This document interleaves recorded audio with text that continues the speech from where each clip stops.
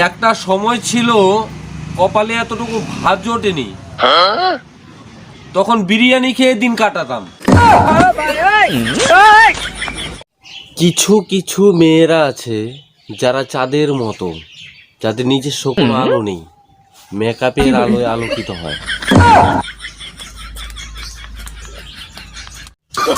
আপনি কি জানেন আপনি কেন অবিবাহিত?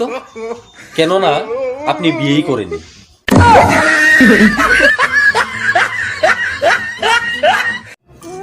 একজন ভদ্রলোক তিনি গর্বের সাথে বলতেন যে তিনি নাকি বিগত 30 বছর ধরে গীতার বাণী শুনে আসছেন।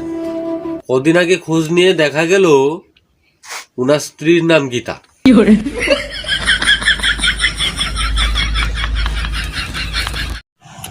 কচ্ছপের আংটি পড়লে নাকি টাকা পয়সা আসে।